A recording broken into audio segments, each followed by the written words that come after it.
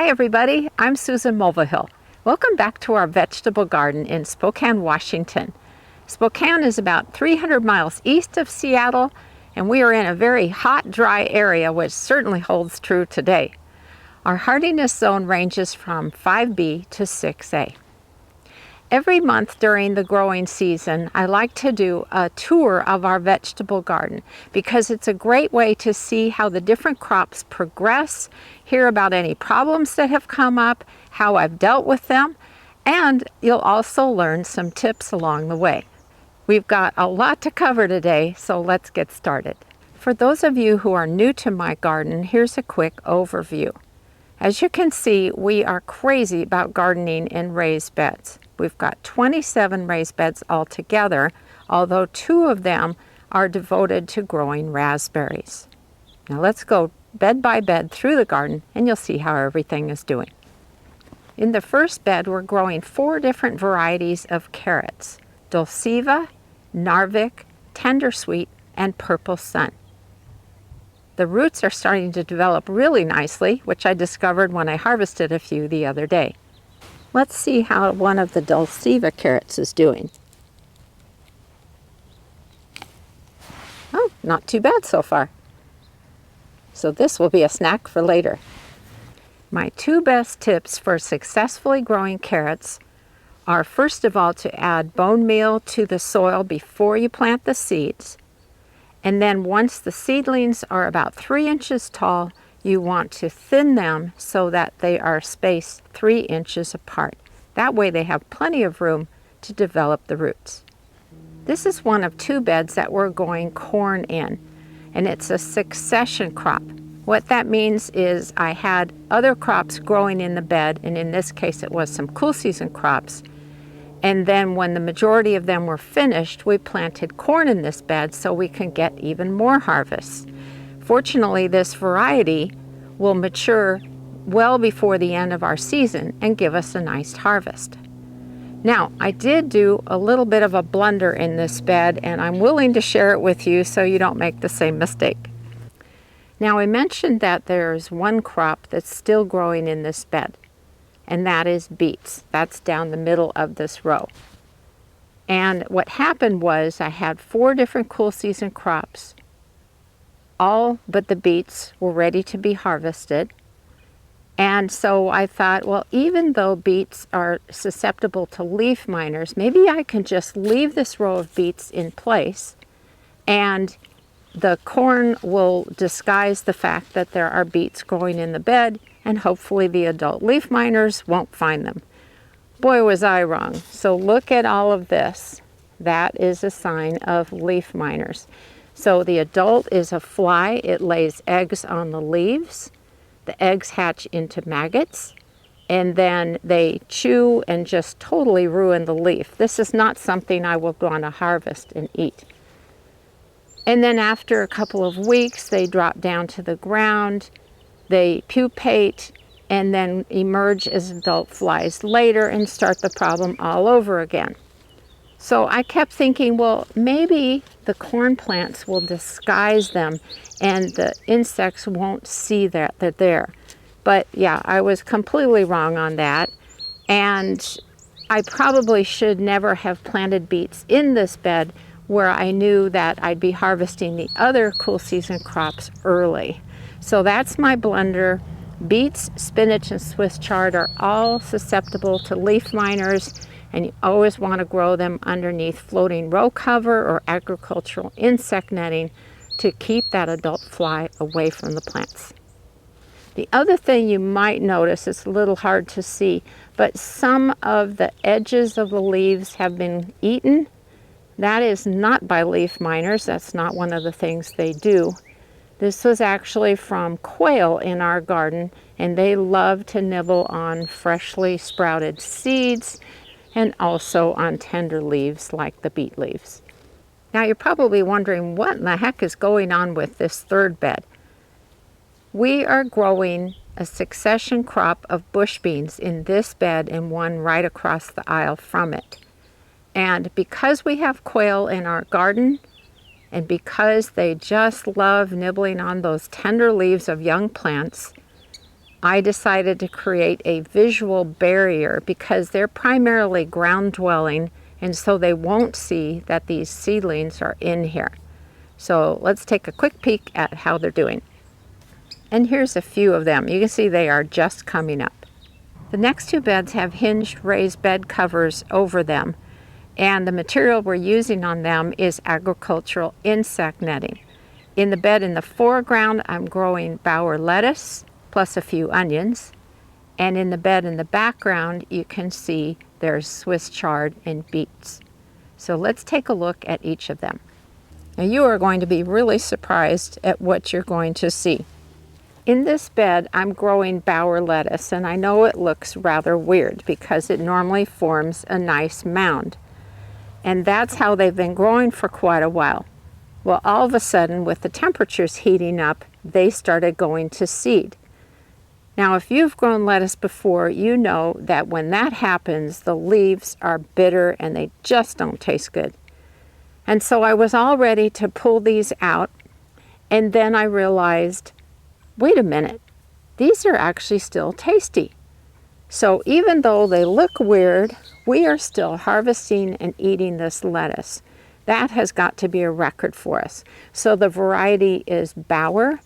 I actually started them early indoors and planted them out early under a special cover just to get them off to a good start because we were missing our salads and wanted to start eating lettuce as soon as possible. So even though this looks like it's totally done, this is still feeding us. And I've got, let's see, 1, 2, 3, 4, 5, 6, 7, 8, 9, 10 plants left in this bed, and we're just going to keep harvesting them until they don't taste so great. Okay, so in this half of the bed, I'm growing two kinds of beets, Cylindra and Golden. And then in this half of the bed, I'm growing Swiss chard. It's Garden Rainbow.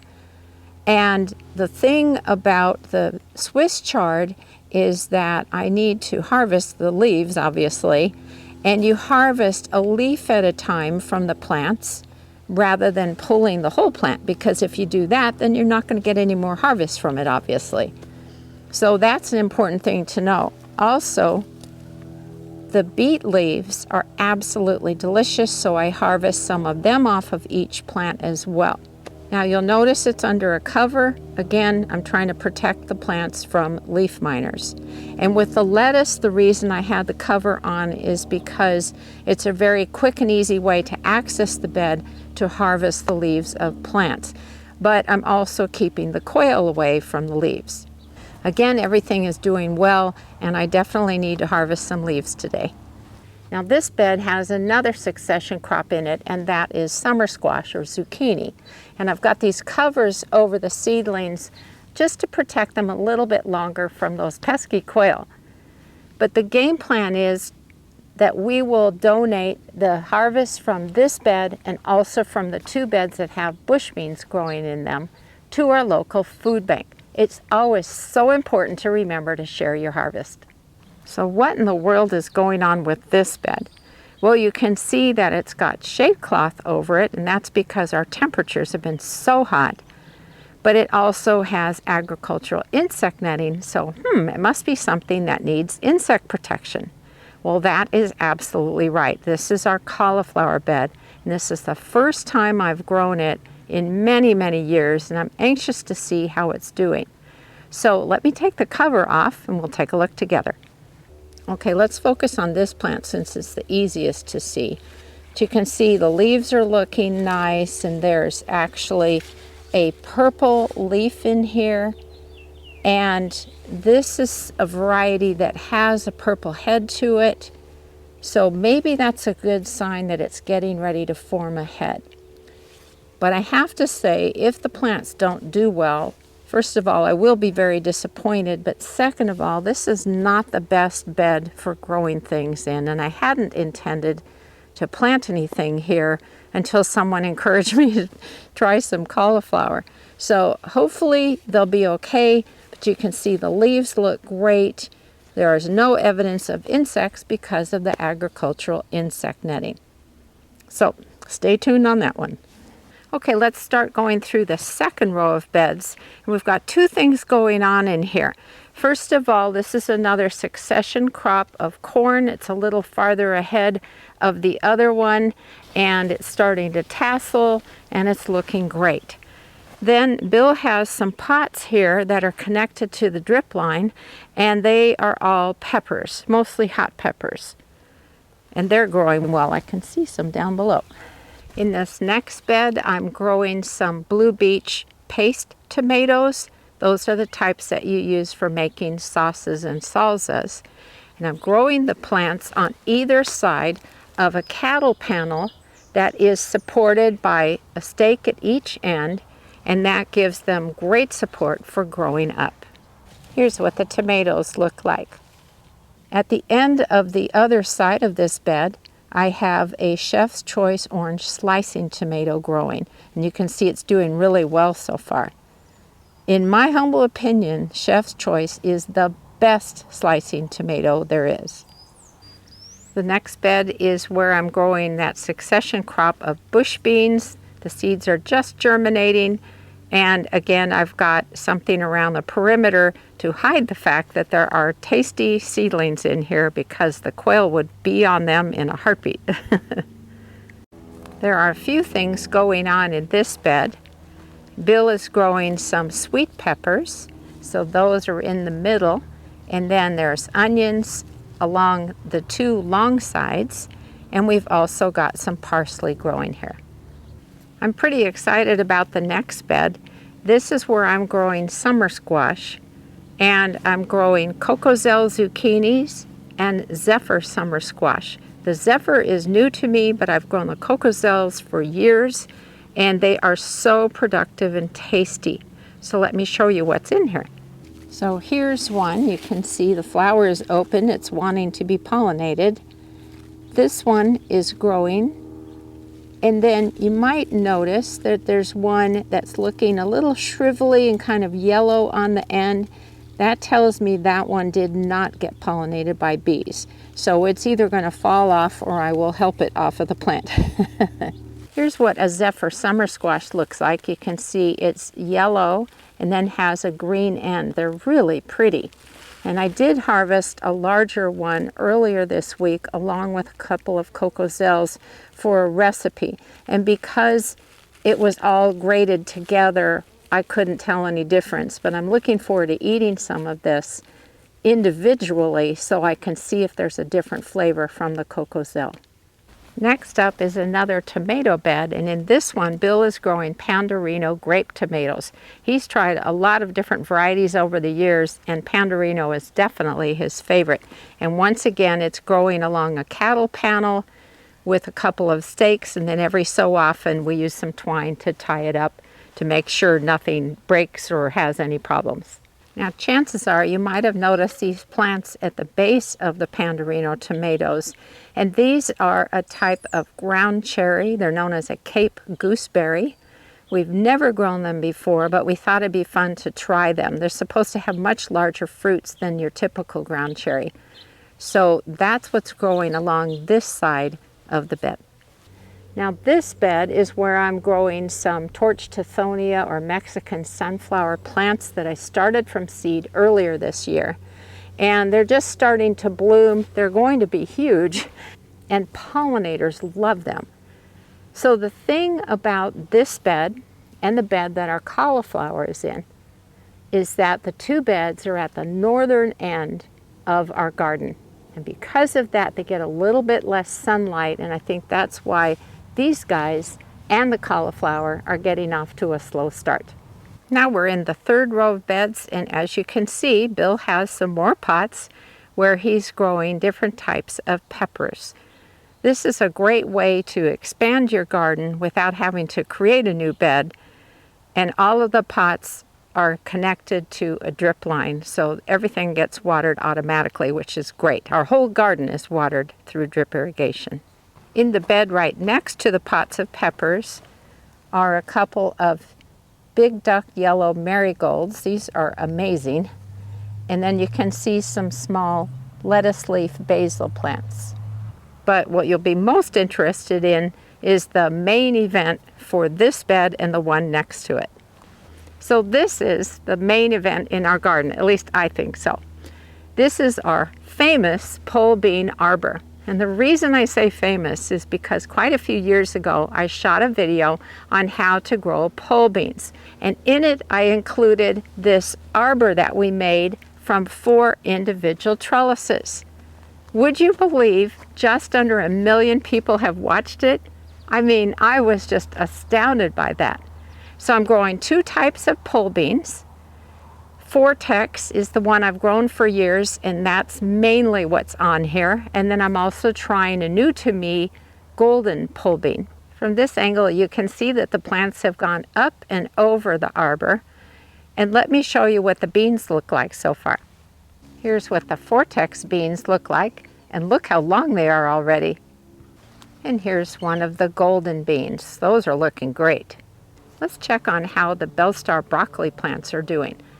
You can see that they're under agricultural insect netting, and that's to keep cabbage butterflies and moths, cabbage worms, and aphids away from the plants.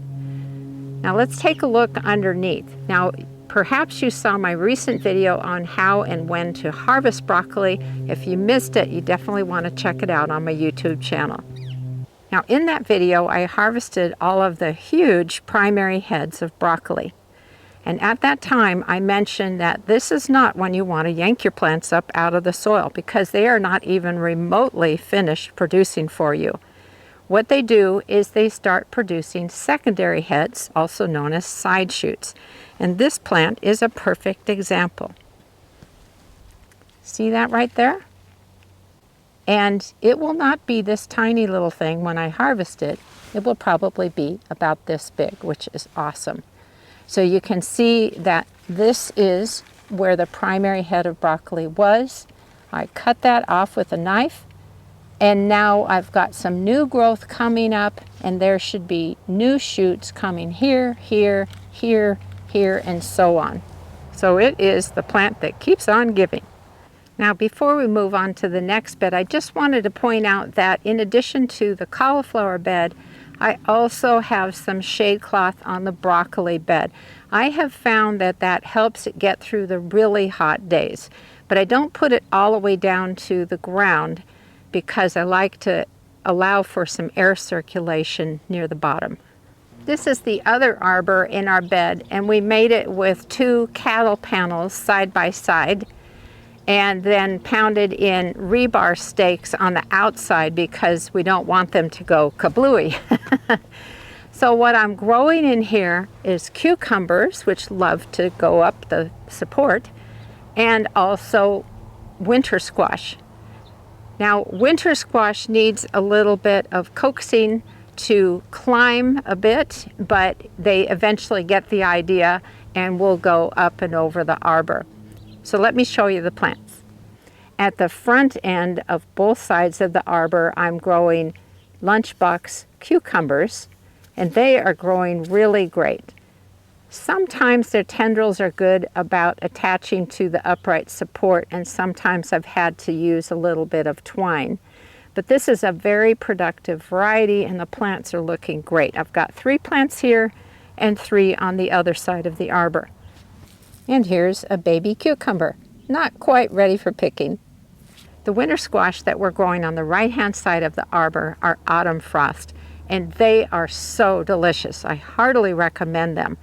I also have a couple of Burpee's butterbush butternut squash. On the left-hand side of the arbor, I'm growing potimarron winter squash. This is one that I've grown before. They kind of look like a smallish pumpkin. And I want to show you the leaves up close because I've got an important lesson here. So when you look at these leaves and you see those white lines in the veins and the silvery cast to the leaves, are you thinking, oh boy, her plants have powdery mildew? Well, actually they don't. This is the natural coloration for potimarron leaves. And there are certain other types of both summer and winter squash that will make you think they've got powdery mildew when in fact they don't. It's just their natural coloration. So I just wanted to show that to you because I think it's important to recognize what you're looking at. Okay, now you're looking at one of the beds inside our little 10-foot by 9-foot hoop house. And in this bed, you can see I've got Tuscan Napoli cantaloupes growing. They love the extra warmth of this little hoop house. And so far, they're mostly blooming, but I'm hopeful to start seeing some small cantaloupes any day now. In this other bed, I'm growing Supremo paste tomatoes. This is a determinate tomato, and that means that it's a little shorter in stature, and it also ripens the majority of the tomatoes at the same time, and that is perfect when you want to do a canning project like tomato sauce. And if you look at the tomatoes, they really have these little egg shapes. They are so prolific. I love this variety, and I'm very happy with how they're doing so far. Okay, don't worry, we are almost finished. These 4 beds are to the south of the main part of our vegetable garden. And I have to be honest and say that we have dealt with issues from tree roots, so the plants don't grow as well as they do in the rest of the garden. And this bed, you can see, is empty. We decided not to plant anything in it at all for that very reason. But let's take a look at what is planted in this area. At the north end of this long bed, I'm growing some zinnias, partly to attract pollinators. They also make great cut flowers, and they're just plain pretty. And then the rest of these plants here are mostly pumpkins. But let me show you something.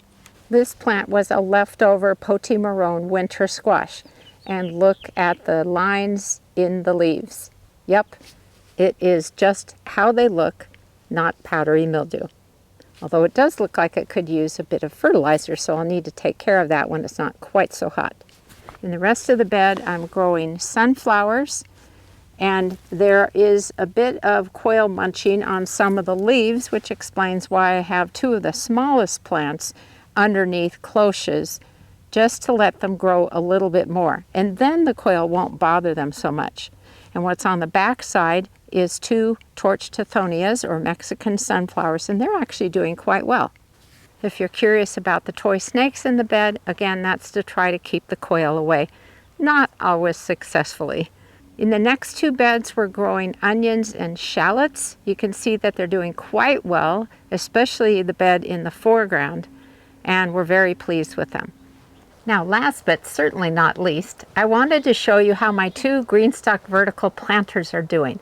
I planted them in May, and they are right outside our kitchen door, and I have a mix of flowers, herbs, and vegetables in each of them. So let's take a look. Now, probably the first thing that you've noticed is the flowers in the top tiers of them. I always like to plant flowers in the green stalks to attract more pollinators to the area, because I'm growing things that need pollination. So it's an ideal solution, and I get to see these beautiful flowers. So this is a dwarf sweet pea, which I thought would be ideal for this, and it's called Little Sweetheart. And then this one is a mix of some profusion zinnias, which are a really nice size, and boy, do they bloom. The flowers last a long time. So now let's look at the rest of the tiers to see what I'm growing. In this level, I'm growing 2 types of basil, lettuce leaf and genovese. In the next level down, I'm growing mini-me cucumbers, which I thought would be ideal for growing in a container. Underneath it, which is a little hard to see, I'm growing celery. And in the very bottom level, I'm growing chili pie peppers. Now let's look at what else is growing in the green stalk that has the zinnias on top. I've got a flat leaf parsley. I have bush slicer cucumbers. I kind of went nuts on the cucumbers this year. Then I have a couple of types of peppers, Pizza My Heart and Pick and Pop. And then the very bottom is mini pumpkins, and specifically Jack Be Little. I just love gardening in the green stock planters, and I think they are so ideal for folks who don't have much room to garden in, or maybe they have some mobility issues, and so if you can stand next to them or sit in a chair, that's a great way to garden instead of having to get all the way down on the ground. So I hope you like the little update on the green stalks, and I'll keep you posted on how they're doing throughout the season. Okay, that concludes the July vegetable garden tour. I hope you enjoyed seeing how everything is coming along, and be sure to catch the August garden tour next month. But in the meantime, I will shoot videos on all different kinds of gardening topics, and the videos come out every Thursday on my YouTube channel. Thanks so much for watching today, everybody. Happy gardening, and stay cool.